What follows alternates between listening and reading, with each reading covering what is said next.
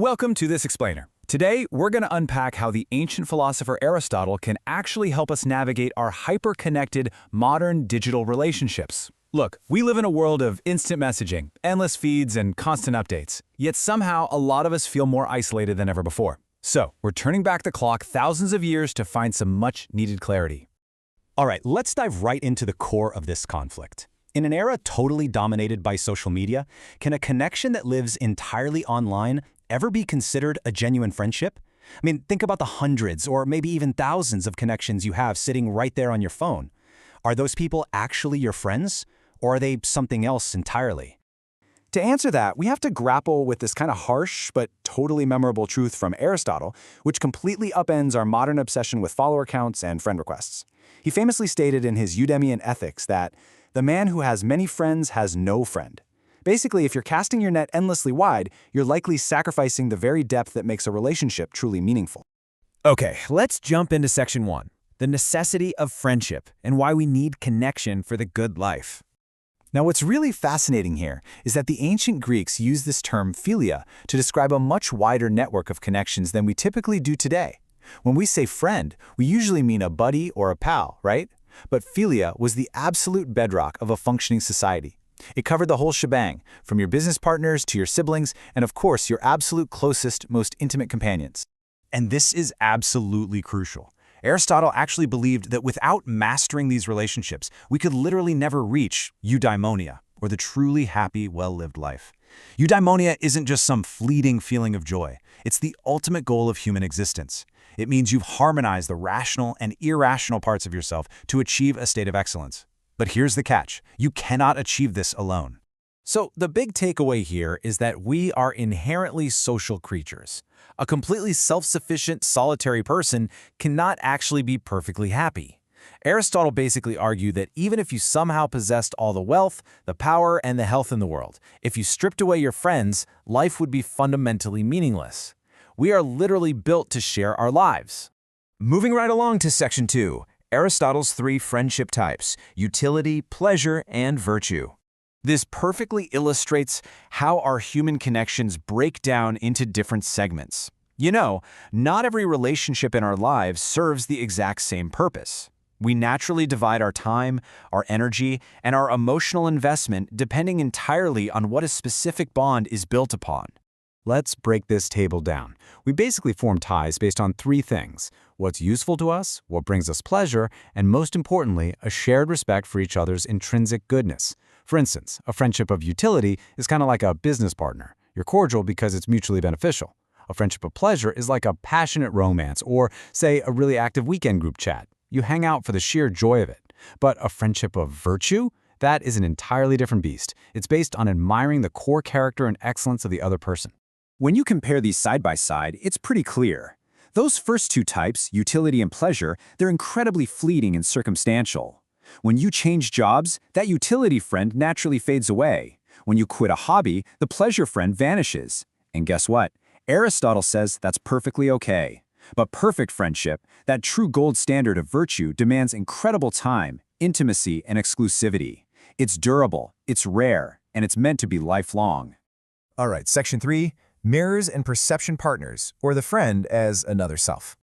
So Aristotle initially puts forward this idea that because we can't easily study ourselves objectively, a virtuous friend acts like a mirror reflecting our own character back at us. We are so often completely blind to our own flaws and biases, right?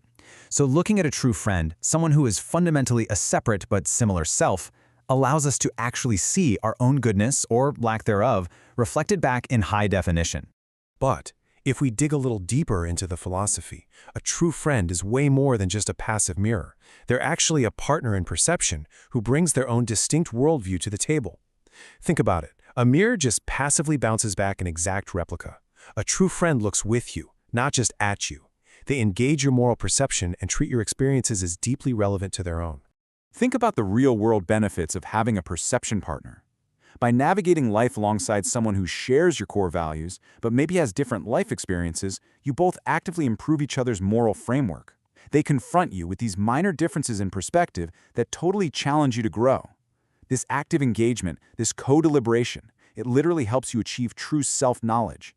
They correct your character and actively push you to strive for excellence. Which brings us to Section 4, the digital friendship dilemma. Let's see what happens when we apply this ancient logic to modern social media. So, on one hand, you have critics analyzing the Aristotelian view who argue that purely virtual connections completely lack the shared real-world experience necessary to build true virtue. They see it as psychologically impossible and incredibly isolating, because you aren't physically experiencing the good and bad days together. You're just scrolling through text and reading about them. These critics argue that internet-only connections are ultimately a lower, less valuable form of social exchange.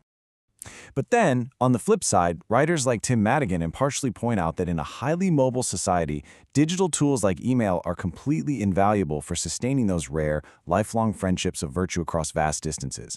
I mean, without the internet, moving across the country might totally destroy a friendship of virtue, but today, a quick email or text allows us to pick up exactly where we left off, sometimes even decades later. Let's wrap this up with Section 5.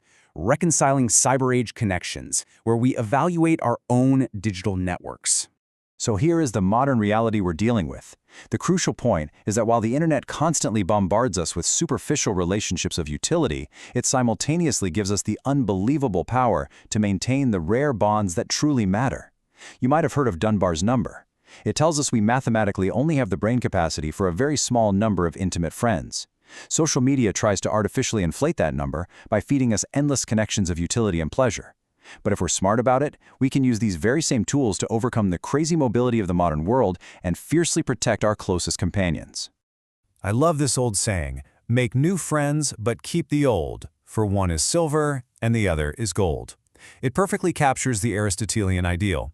We can absolutely enjoy the silver of everyday digital networking, but we absolutely must protect the gold of our virtuous, perception partner friendships. Let the utility connections naturally fade when they run their course, but use your digital tools to aggressively preserve that gold standard. So as we bring this explainer to a close, I want to leave you with a provocative thought experiment to help you evaluate your own cyber connections today. The philosopher Arthur Schopenhauer said you can measure a relationship by how you react to an unexpected letter. Think about that for a second. When your phone buzzes with a new message, pay attention to your immediate gut reaction. Does it feel like a chore of utility, or does it genuinely, truly brighten your day?